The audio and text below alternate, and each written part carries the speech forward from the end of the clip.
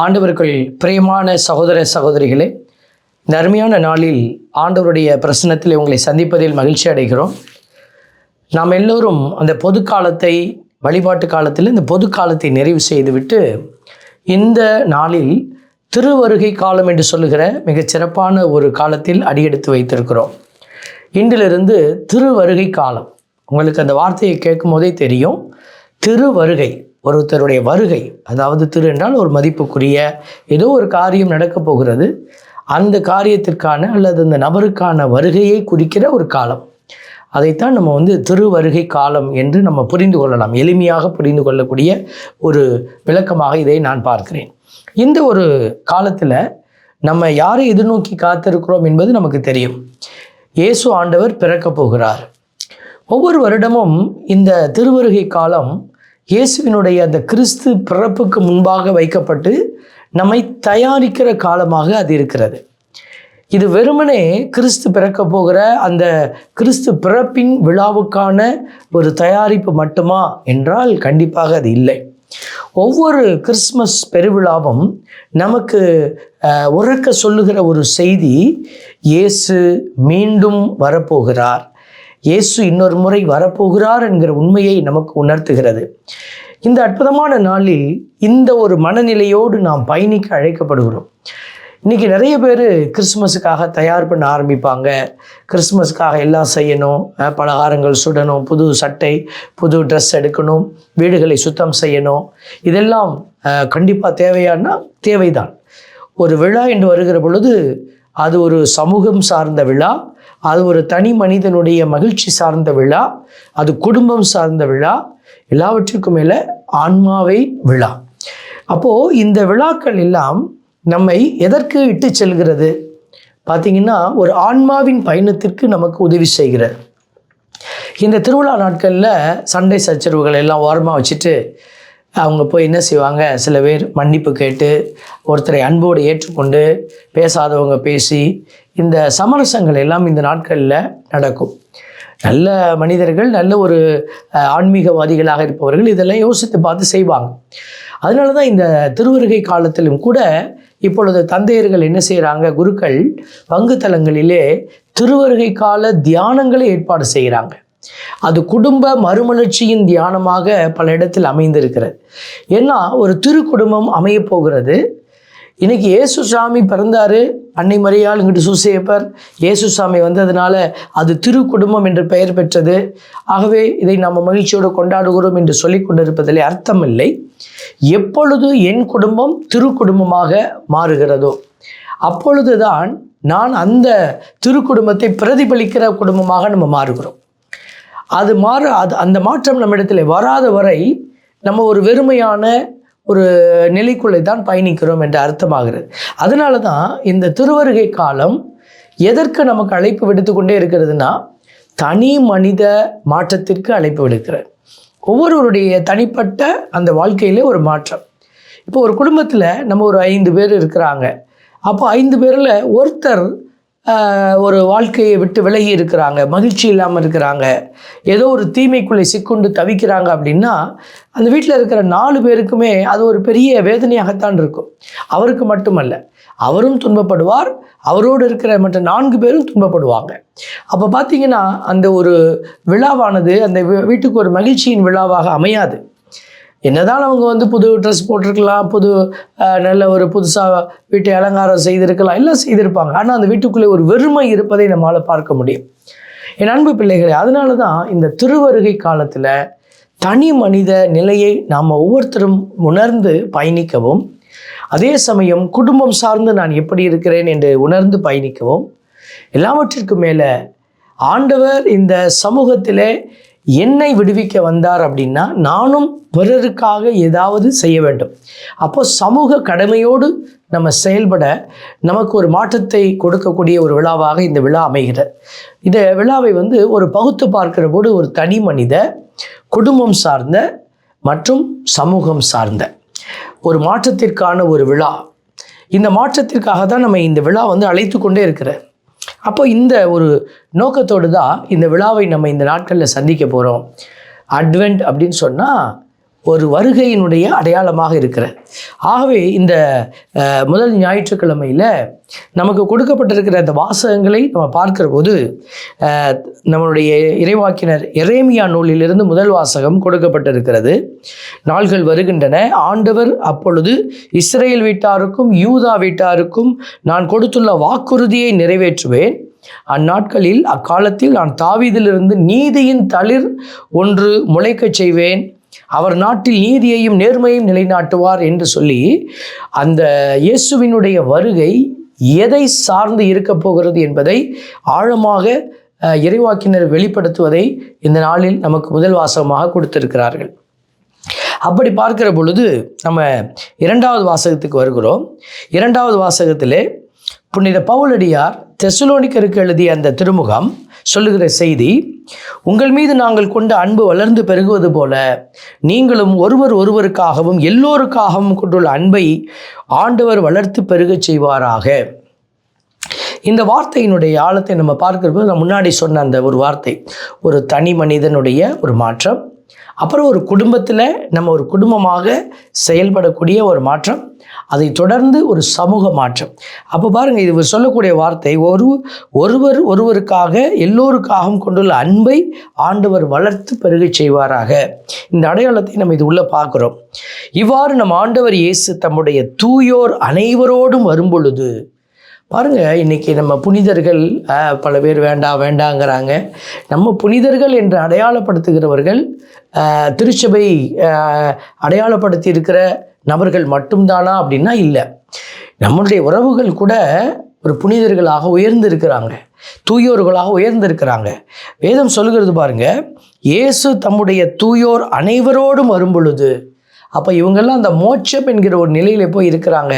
எல்லோரோடும் இயேசு சாமி மீண்டும் வரப்போகிறாரு. அப்படி வரப்போகிற போது நம் தந்தையாம் கடவுள் முன் நீங்கள் குற்றமின்றி தூய்மையாக இருக்குமாறு அவர் உங்கள் உள்ளங்களை உறுதிப்படுத்துவாராக. பார்த்தீங்களா?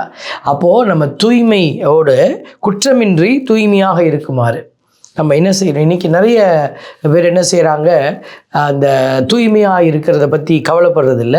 மாறாக அவங்க போய் ஆன்மீகவாதிகளாக தாங்கள் செய்ய வேண்டிய கடமைகளை கோயிலில் போய் நேர்ச்சி செய்கிறது, சுவராக்கி போடுறது, இதெல்லாம் செய்து கொண்டே இருக்கிறாங்க. ஆனால் ஒன்றை மறந்து போகிறார்கள். எதை மறந்து போகிறார்கள்? நான் தூய்மையாக இருக்கிறேனா, குற்றமின்றி தூய்மையாக இருக்கிறேனா. சில பேர் நம்ம குளிச்சுட்டு நல்லா அழகாக சுத்தமாக இருப்போம். அந்த தூய்மையை இந்த இடத்துல நமக்கு குறிப்பிடவில்லை. குற்றமின்றி தூய்மை அப்படின்னா அது உங்கள் ஆன்மாவின் தூய்மையை அடையாளப்படுத்துகிற வார்த்தைகள். நம்ம ஆன்மாவில் நம்ம தூய்மையாக இருக்கிற ஒரு நிலை. சகோதர சகோதரிகளே, நீங்கள் கடவுளுக்கு உகந்தவர்களாய் வாழும் முறையை எங்களிடம் கற்றுக்கொண்டீர்கள் என்று பவுலடியார் சொல்கிறார். அப்போ அவங்க வாழ்ந்து காட்டுனாங்க. இன்றைக்கும் அநேகர் வாழ்ந்து காட்டி கொண்டு இருக்கிறாங்க. அந்த வாழ்ந்து காட்டியவர்களைத்தான் இன்னைக்கு நம்ம புனிதர்கள் என்று அடையாளப்படுத்தி இருக்கிறோம். நம்முடைய கண்முன் நிற்கிற ஒரு சிலரை நம்ம அப்படி பார்க்கிறோம். அப்படியே வாழ்ந்தும் வருகிறீர்கள். இதில் இன்னும் முன்னேற வேண்டுமென ஆண்டவராகிய இயேசுவின் பெயரால் உங்களிடம் இறுதியாக கேட்டுக்கொள்கிறேன். நம்ம கோயிலுக்கு போகிறோம், சாமி கும்பிட்றோம், வீட்டுக்கு வரோம், ஏதோ நம்மளால் முடிஞ்ச 2 உதவியை செய்துட்ருக்குறோம். இதுதான் என்னுடைய வாழ்க்கை முறை என்று இருந்தால் நீங்கள் சற்று தியானிக்கணும், சிந்திக்கணும். என்ன அப்படின்னா, இது போதாது, இன்னும் சற்று உயர்ந்து வரணும் நீங்கள். அப்போ இன்னும் நான் அதிகம் எதை கொடுப்பது, இன்னும் நான் ஆண்டவருக்கு என்ன கொடுப்பது என்பதை சிந்திக்கணும். ஆண்டவருடைய இந்த வார்த்தைகளை எல்லாம் சொல்லி ஒரு செயல்படுகிற அடையாளங்களாக நீங்கள் மாறுங்க அப்படின்னு அவர் சொல்கிறத நம்ம பார்க்குறோம். முதல் வாசகத்தில் நம்ம பார்த்தோம், தூய்மையாக நம்ம அந்த ஆண்டவருடைய வருகையை நோக்கி நம்ம நிற்கிறோம். ஆண்டவர் எப்படிப்பட்டவராக இருக்க போகிறார்? நீதியின் தேவனாய் வரப்போகிறாரு, அவர் உண்மையின் தேவனாய் இருக்க போகிறார் என்பதை அடையாளப்படுத்துகிற இந்த இறைவாக்கினுடைய வார்த்தைகள். இந்த நீதியோடு நேர்மையோடு இருப்பது என்பது வீட்டுக்குள்ளே சும்மா உட்கார்ந்துக்கிட்டு இருக்கிறதுல இல்லை, செயல்படுகிற போது தான் அந்த நீதி வெளிப்படும். ஆண்டவர் 2ஆக பிரிப்பார் மக்களை வரும்போது. நம்ம பைபிளில் பார்க்குறோம், வலப்புறம் இடப்புறம் பிரிக்கிறாரு. ஒரு புறம் பாருங்க, செயல்பட்டவர்கள். பைபிளில் நல்லா நம்ம வாசித்து பார்த்தோன்னா, இவர்கள் நன்மை செய்தவர்கள், தீமை செய்தவர்கள்னு அப்படி கடவுள் பிரிக்க போகிறதே இல்லை. இவர்கள் செயல்பட்டவர்கள், இவர்கள் செயல்படாதவர்கள். அப்போ இவர்கள் செயல்பட்டவர்கள் எப்படி செயல்பட்டார்கள்? நீதியோடு செயல்பட்டார்கள், பசியோடு இருந்த ஒருத்தரை பார்த்தாங்க. அப்போ அவருக்கு அங்கே என்ன நீதி? அவர்கள் அந்த எளியோருக்கு உணவு கொடுக்கணும். ஆண்டவர் எங்கேயுமே சொல்லலைங்க, நீ எனக்கு மாலை போட்ட, என் படத்துக்கு மாலை போட்ட, என்னுடைய ஆலயத்துக்கு நீ மெழுகுதிரி கொளுத்தி வச்ச. இதெல்லாம் நம்மளுடைய நேர்ச்சை, இதெல்லாம் நம்முடைய ஜெபத்தில் நம்ம கொடுக்க வேண்டிய விஷயங்களாக நம்ம சொல்லியிருந்தால் செய்வோம்.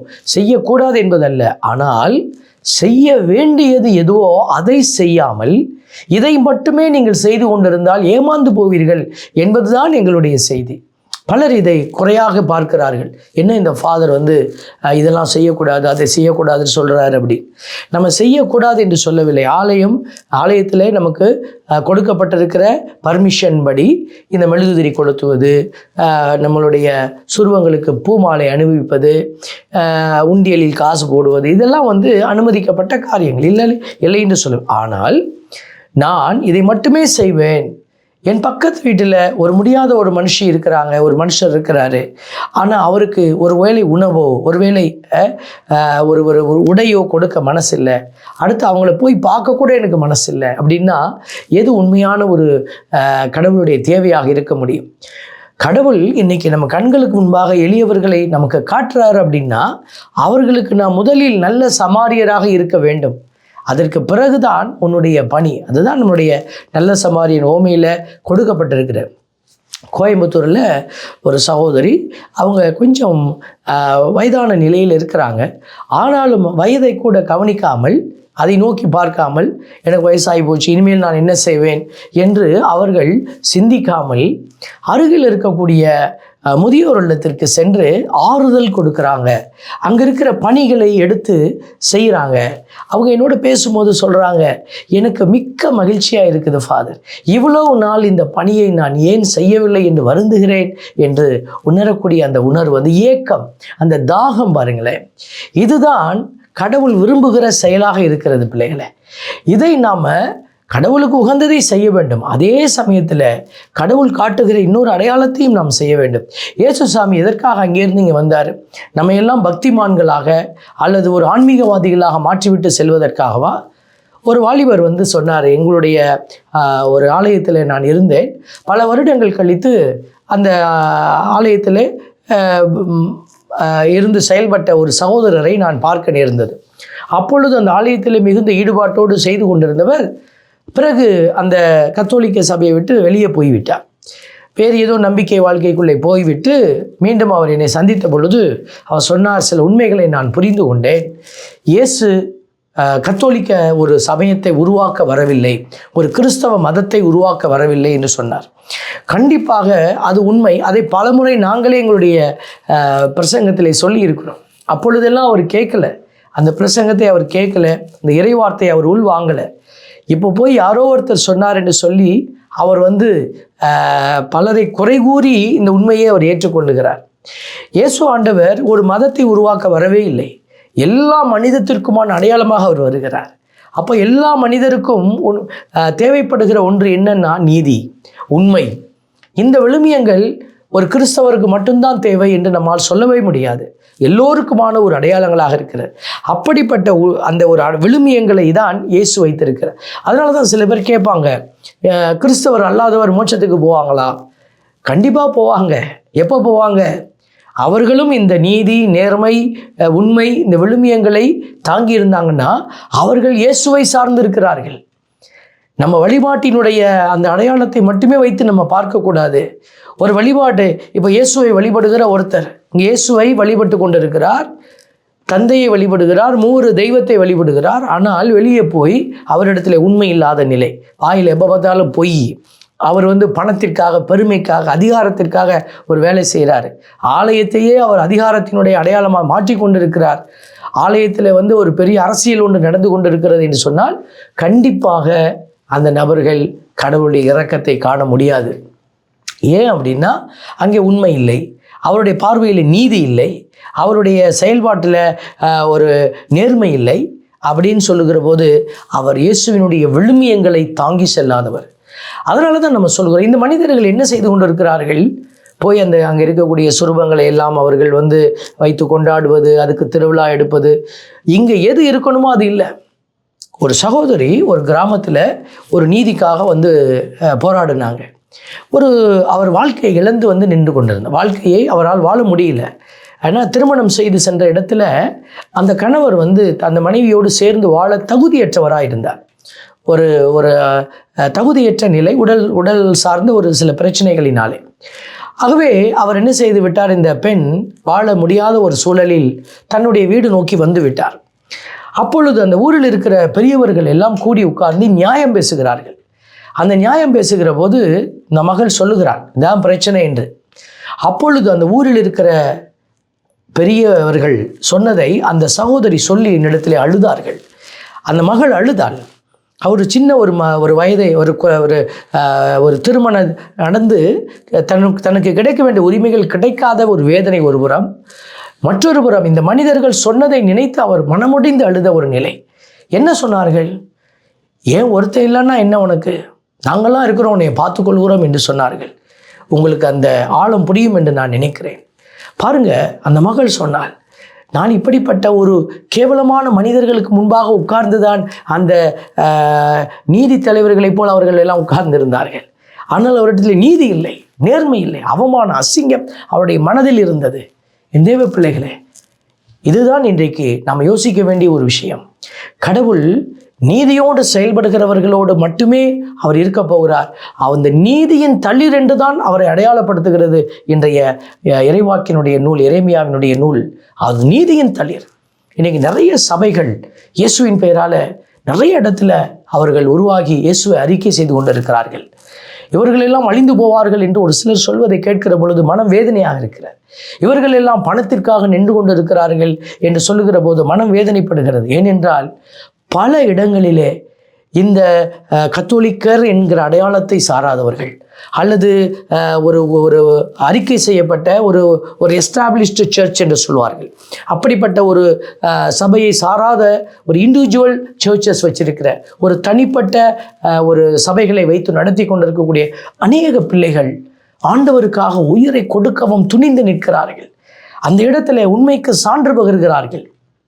கண்டிப்பாக அவர்கள் ஒரு நாளும் ஏமாந்து போக போவதில்லை. பேசிக்கொண்டிருப்பவர்கள் தான் ஏமாந்து போக போகிறார்கள். நான் ஒரு கத்தோலிக்க திருச்சபையில் நிற்கிறேன் என்று சொன்னால் நான் இந்த இடத்துல நின்று கொண்டு என்ன செய்யக்கூடாது, எல்லோர் மீதும் நான் கசப்பை வாரி இறைத்து கொண்டு இருப்பதற்காக அல்ல. எங்கெல்லாம் கடவுளுடைய அந்த உண்மை இருக்கிறதோ அந்த உண்மையை ஏற்றுக்கொள்ள திருச்சபை நமக்கு அழைப்பு விடுக்கிறது. திருச்சபை சொல்லுகிறது, எல்லா மதத்திலும் there are glimpses of truth என்று சொல்லுகிறது, உண்மையின் ஒளி காணப்படுகிறது என்று சொல்லுகிறது. என் அன்பு பிள்ளைகளே, இந்த காரியத்தை எல்லாம் நம்ம சிந்திக்கிற பொழுது ஆண்டவருடைய வார்த்தை பாருங்க, ஆண்டவரே உமது பேரன்பை எங்களுக்கு காட்டியருளும். இந்த உலகத்தை நம்ம பார்க்குற போது எவ்வளவு அழகான ஒரு உலகம், எவ்வளவு மனிதர்கள் எவ்வளவு விதமான அந்த ஒரு மனநிலையிலே அவர்கள் செயல்பட்டு கொண்டிருக்கிறார்கள். இந்த எல்லாம் வெளிப்படுத்துகிற விஷயம் ஆண்டவருடைய பேரன்பு. இதைத்தான் இன்றைக்கு நற்செய்தி நமக்கு சொல்லுகிறது. உங்கள் மீட்பு நெருங்கி வருகிறது. அந்த மீட்பை நம்ம மனசில் வைக்கணும் பிள்ளைகளே. மீட்பு என்பது நீங்களும் நானும் ஏதோ ஒரு லாஜிக் பண்ணி இந்த லாஜிக் படி தான் கடவுள் ஒர்க் பண்ணுவாருன்னு நம்ம சொல்கிறதுக்கு இங்கே ஒன்றுமே இல்லை. கடவுள் எந்த திட்டத்தின்படி எப்படி செயல்படுகிறார் என்பதை யாராலும் அறிய முடியாது. கடவுளுடைய திட்டத்தை அறிபவன் யார்?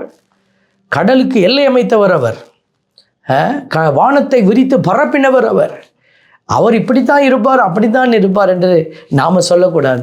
அப்படித்தான் சொல்லி கொண்டிருந்தார்கள். இந்த தேவன் வரவே முடியாது, அவர் இறங்கி வரமாட்டார், அவர் அங்கேயே இருப்பார், அவரை நம்ம பேரை கூட சொல்லக்கூடாது என்றெல்லாம் சொல்லி அந்த தெய்வத்தை அந்நியப்படுத்தி வைத்திருந்த காலத்திலே தான் இந்த தேவன் நமக்காய் இறங்கி வர சித்தமானார். என் அன்பு தேவ பிள்ளைகளே, ஆண்டவர் யாரிடத்தில் இறங்கி வந்தார்? நியாயாதிபதிகள் இடத்திலா அல்லது நேர்மையாளர்கள் இடத்திலா? இல்லை, பாவ சேற்றில் விழுந்து கிடந்த உங்கள் மத்தியில், என் மத்தியில், நம்முடைய மத்தியில் அவர் இறங்கி வந்து பாவியை போல ஒருவரானார், பாவிகளுக்குள் பாவியானார் என்று தானே நம்ம பார்க்கிறோம். பார்த்தீங்களா? இறப்பதற்காகவே ஒருவர் பிறக்கிறார் என்றால் அது இயேசுவினுடைய பிறப்பு மட்டுமே இருக்க முடியும் பிள்ளைகளே. அப்படிப்பட்ட அந்த ஆண்டவர் இந்த நாளில் நமக்கு கொடுக்கிற ஒரு பெரிய அழைப்பு என்னன்னா, மானிட மகனினுடைய வருகையை நீ அறிந்திருக்க வேண்டும். லூக்கா நற்செய்தி இதைத்தான் இன்றைக்கு நமக்கு உணர்த்தி கொண்டே இருக்கிறது. மானிட மகனினுடைய வருகையை பற்றி இயேசு தம் சீடர்களுக்கு கூறியது. அப்பனா இயேசு அறிவிக்கிறார். இப்போ மானிட மகனுடைய வருகை என்பது ஒன்று உண்டு, அதை நீ தெரிந்து கொள். ஏற்கனவே வந்தாச்சு, நான் வந்து நிற்கிறேன், இதுவே தெரியல உங்களுக்கு, இன்னொரு முறை நான் வரப்போகிறேன், அதுவும் உங்களுக்கு தெரியாது, அதை நீங்கள் தெரிந்து கொள்ள வேண்டும் என்று அவர் அறிவுறுத்துகிறார். கதிரவனின் நிலாவில் விண்மீன்களில் அடையாளங்கள் தென்படும் இந்த துன்பகரமான சூழல்களை எல்லாம் அவர் எடுத்து காட்டுகிறார். காட்டிவிட்டு அவர் என்ன சொல்றாரு பாருங்க, மிகுந்த வல்லமையோடு மாட்சியோடு மானிட மகன் மேகங்கள் மீது வருவதை அவர்கள் காண்பார்கள். இவை நிகழத் தொடங்கும் போது நீங்கள் தலை நிமிர்ந்து நில்லுங்கள், உங்கள் மீட்பு நெருங்கி வருகின்றது. என் அன்பு தேவ பிள்ளைகளே, ஆண்டவர் கொடுக்கிற அடையாளத்தை பார்த்தீங்களா? தலை நிமிர்ந்து நில்லுங்கள். ஆண்டவர் சொல்லுகிறாரு, உங்கள் உள்ளங்கள் இந்த மாதிரி நேரத்தில் எப்படி இருக்கக்கூடாது? உள்ளங்கள் குடிவெறி, களியாட்டம், இவ்வுலக வாழ்க்கைக்குரிய கவலையினால் மந்தம் அடையாதவாறு, அந்நாள் திடீரென வந்து கண்ணியை போல உங்களை சிக்க வைக்காதவாறு எச்சரிக்கையாயிருங்கள். இந்த எச்சரிக்கையை தான் ஆண்டவர் கொடுக்கிறாரு. கடைசி வார்த்தைகள் சொல்லப்பட்டிருக்கிறது பாருங்க என் அன்பு பிள்ளைகளை. ஏனெனில் மக்கள், ஆண்டவர் சொல்றாரு பாருங்க, இதெல்லாம் வந்தே தீரும், ஆகையால் நிகழப்போகும் அனைத்திலிருந்தும் தப்புவதற்கும் மானிட மகன் முன்னிலையில் நிற்க வல்லவராவதற்கும் எப்பொழுதும் விழிப்பாயிருந்து மன்றாடுங்கள். கடைசியாக அவர் வைத்திருக்கிற ஒரு மிகப்பெரிய ஒரு அடையாளம் என்ன? விழிப்பாயிருந்து மன்றாடுவது. இன்னைக்கு இந்த காரியத்தை நம்ம செய்தாலே போதும். விழிப்பாயிருப்பது, விழிப்பாயிருந்து சும்மா உட்கார்ந்துருப்பதல்ல, மன்றாடுவது. 10 கன்னியர், அதில் பார்த்தீங்கன்னாக்க 5 கன்னியர் வந்து எண்ணெய் வைத்திருந்தாங்க, 5 கன்னியர் வந்து வெறும் விளக்கு எரிய வச்சுருந்தாங்க. விளக்கு எரிஞ்சு கொண்டு தான் இருந்தது. அவர்களுக்கு என்ன, அதான் என் விளக்கு எரிஞ்சிக்கிட்டு இருக்குதே அப்படின்னு நினச்சிட்டே இருந்தாங்க. ஆனால் இந்த விளக்கு அமைய போகிறது, கொஞ்ச நேரத்தில் இது அமைஞ்சிடும், இந்த எண்ணெய் தீர்ந்து போய்விடும், அப்பொழுது நாங்கள் என்ன செய்வோம் என்று முன்மதி அற்றவர்களாக இருந்தார்கள். இன்னைக்கு பல நேரத்தில் நாமும் கூட, இன்னைக்கு எனக்கு பிழைப்பு ஓடுகிறது, இன்னைக்கு நான் போய் கடவுள்கிட்ட கேட்குறேன், ஏதோ ஒன்று போடுறாரு, நான் வாழ்ந்து கொண்டு இருக்கிறேன், ஏதோ ஒரு மந்திரத்தை போடுறேன், எனக்கு வாழ்க்கை நல்லா போகுது, பிள்ளைகளுக்கெல்லாம் கயிறு கட்டியாச்சு, எல்லாருமே அவங்க சந்தோஷமாக இருக்கிறாங்க. இப்படி நம்ம வாழ்க்கையை முன்மதி அற்றவர்களாய் எடுத்து சென்று கொண்டு இருக்கிறோம். ஆண்டவர் நம்மை விழிப்பாய் இருக்கிறது மட்டுமல்ல, விழிப்பாய் இருந்து மன்றாட அழைக்கிற அந்த அழைப்பை நம்ம பார்க்கிறோம்.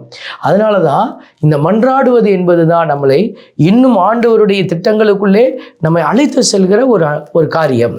ஆண்டவர் கரம் பிடித்து அழைத்து செல்வார். எங்கே? யாரை? இந்த ஆண்டவரோடு மன்றாடி கொண்டிருக்கிற, ஆண்டவரோடு ஜெபத்தில் இணைந்திருக்கிற பிள்ளைகள். விழிப்பாய் இருக்கிறேன் என்று மட்டும் சொல்லி கொண்டு இருப்பதல்ல. நிறைய பேர் இறைவார்த்தையெல்லாம் கேட்குறாங்க, யூடியூப் எல்லாம் கேட்குறாங்க. ஆனால் கேட்டுட்டு இவங்களாம் விழிப்பாய் இருக்கிற பிள்ளைகள். ஆனால் விழிப்பாய் இருந்து நீங்கள் அடுத்தது என்ன செய்கிறீர்கள்?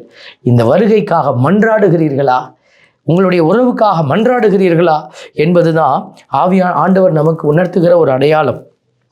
உலகத்தில் விழிப்பாய் இருப்பவர் எப்படி செயல்படுகிறார் பாருங்க. 1 தீமோத்தேயு 4வது அதிகாரத்தில் அந்த இறைவசனங்கள் சொல்கிறது, தூய் ஆவியார் தெளிவாய் கூறுகிறபடி இறுதி காலத்தில் சிலர் ஏமாற்றும் ஆவிகளுக்கும் பேய்களின் போதனைகளுக்கும் செவி சாய்த்து விசுவாசத்தை விட்டு விலகி போவர். இன்னைக்கு நிறைய விசுவாசம் அப்படியே வந்துக்கிட்டே இருக்குது. வெளியில் எல்லாம் வந்து கடவுளை விட்டு விலக வைக்கிற, அன்னை மரியாளை அவமானப்படுத்துகிற, புனிதர்களை இல்லாமல் ஆண்டவர் யாரோட வரப்போகிறாரோ அவர்களையெல்லாம் அசிங்கப்படுத்துகிற, இதெல்லாம் மாற்று நம்பிக்கைகள். இதெல்லாம் நம்மை ஆண்டவருடைய விசுவாசத்தை விட்டு விலக வைக்கிற அடையாளங்கள். அழகைக்கு உரியவர் என்னும் குறியிடப்பட்ட மனச்சான்று உடைய பொய்யர்களின் வெளிவேடத்தால் கவரப்படுவர். இன்னைக்கு அப்படி பேசுகிறவங்களாம் நிறைய பேசுகிறாங்க, காசுக்காக, பணத்துக்காக. அந்த பொய்யர்கள் திருமணத்தை தடை செய்கிறார்கள், சில உணவுகளை தவிர்க்க வேண்டும் என்கிறார்கள். ஆனால் உண்மையை அறிந்த விசுவாசிகள் நன்றி உணர்வுடன் பெற்று உண்பதற்கே அந்த உணவுகளை கடவுள் படைத்துள்ளார். இதை சாப்பிடாத, அதை சாப்பிடாத, இதை செய்யாத என்று சொல்லி ஒரு பெரிய ஃபார்முலா. கடவுள் படைத்தது அனைத்தும் நல்லதே, நன்றி உணர்வுடன் ஏற்றுக்கொண்டால் எதையும் விளக்க வேண்டியதில்லை.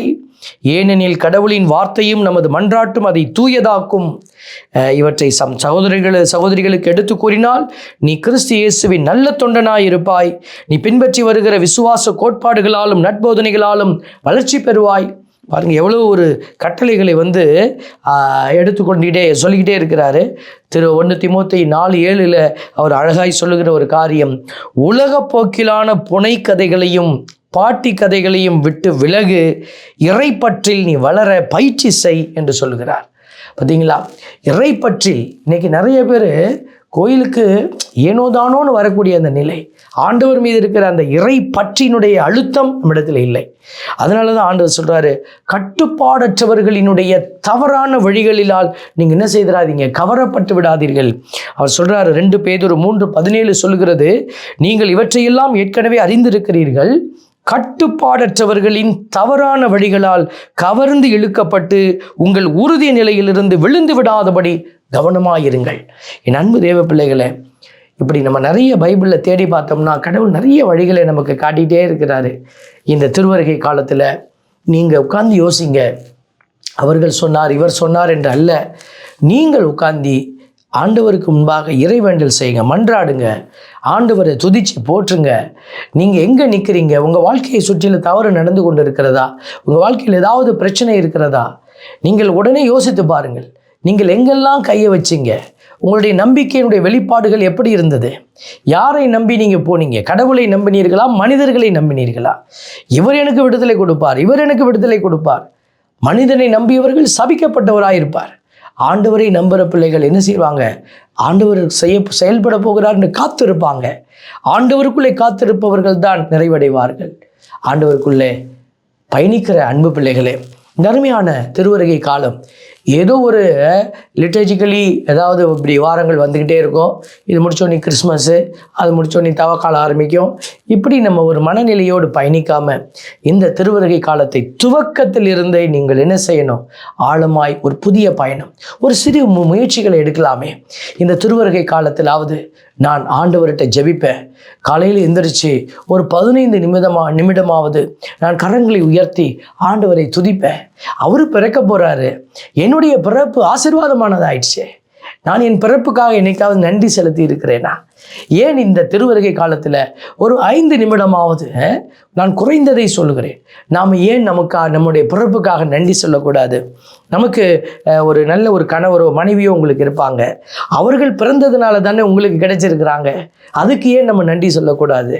உங்களுக்கு குழந்தைகள் பிறந்திருப்பாங்க. அந்த குழந்தைகள் பிறக்கிற நேரத்தில் நம்ம ஆஸ்பத்திரியில் எவ்வளவு பாடுபட்டிருப்போம். திடீரென்று ஒரு அபாயத்தை சொல்லியிருப்பாங்க, பயந்து போனீர்களே. ஆனால் கடவுள் சரியாய் உங்களுக்கு குழந்தையை கையில் கொடுத்தாரு. அதற்காக, அந்த குழந்தைகளுக்காக நம்ம ஏன் நன்றி சொல்லக்கூடாது? ஒரு சிறிய ஒரு அடையாளமாய் வைக்கிறேன். இப்படி நீங்கள் ஏதாவது ஒரு முயற்சி, நான் கொடுக்கறது தான் முயற்சி அல்ல, நீங்களே ஏதாவது ஒரு புது முயற்சியை இந்த சிறப்பான நாளில் எடுத்து நீங்கள் வீட்டில் நிறைய ஸ்டார் கட்ட போகிறீங்க, நிறைய டெக்கரேட்டிவ் சாமான்லாம் தொங்க விட போகிறீங்க, குடில் கட்ட போகிறீங்க, எல்லாம் கட்ட போகிறீங்க. இது வெளியில் இருக்க போது உங்களுக்குள்ளே எதை நீங்கள் புதிதாய் கட்ட போகிறீங்க? இந்த ஆண்டு என்னுடைய உள்ளத்தில் இப்படிப்பட்ட ஒரு அழகான செயலை நான் கட்டி வைத்தேன், இதை தொடர்ந்து செய்வேன் என்று உறுதி எடுத்தேன் என்று செய்து பாருங்கள். கண்டிப்பாக திருவருகை காலம் மட்டுமல்ல, தவக்காலம் கூட உங்களுக்கு இனிப்பாக இருக்கும். இந்த ஆசீர்வாதமான ஒரு இறை செய்தியோடு ஆண்டவர் உங்களை தொடர்ந்து வழிநடத்த உங்களுக்காக நாங்களும் ஜெபிக்கிறோம். ஒரு சிறிய ஜெபத்தை உங்களுக்காக ஏறெடுக்கிறோம். அன்பின் பரமபிதாவே, நன்றியோடு மை துதிக்கிறோம், மை ஸ்தோத்தரிக்கிறோம், மை ஆராதிக்கிறோம், நன்றி செலுத்துகிறோம். இந்த திருவருகை காலத்தை காண எங்களுக்கு நீர் உதவி செய்தீரே, பலன் கொடுத்தீரே, நன்றி அப்பா. தொடர்ந்து உடைய இரக்கத்திலே நாங்கள் பயணிக்க, எரேமியா இறைவாக்கின சொல்வதை போல அந்த நீதியின் தளிர் ஒன்று உதிக்கிறது என்கிற வார்த்தையை உள்ளத்திலே வைத்து நாங்களும் அந்த நீதியின் தளிராக மாற எங்களுக்கு உதவி செய்வீராக. இரக்கத்தின் அடையாளமாக இருக்க உதவி செய்வீராக. எங்களைப் போல வாழுங்கள் என்று பவுலடியார் சொன்னதைப் போல நாங்களும் பலருக்கு எங்களுடைய வாழ்க்கையை எடுத்துக்காட்டாக வைக்க ஆற்றலும் பலனும் எங்களுக்கு தருவீராக. உடைய பரிசுத்த கரத்திலே விழிப்பாயிருந்து மன்றாடி பயணிக்கிற அந்த பயணம் எங்களுக்கு ஒரு புதிய பயணமாக அமைய இந்த திருவருகை காலத்திலே நீரே எங்களை ஆவியின் வல்லமையினால் நிறைத்து ஆசீர்வதித்து வழி நடத்தும். இயேசுவின் கரத்திலே எங்களை ஒப்புக் கொடுத்து மன்றாடுகிறோம். ஜெபம் கேளும் எங்கள் நல்ல பிதாவே, ஆமென். அன்புக்குரியவர்களே, தொடர்ந்து இந்த திருவருகை காலத்தில் ஒரு நல்ல இறை செய்தியோடு மீண்டும் உங்களை சந்திக்கிறோம். அதுவரை உங்களுக்காக நாங்கள் ஜெபிக்கிறோம். God bless you.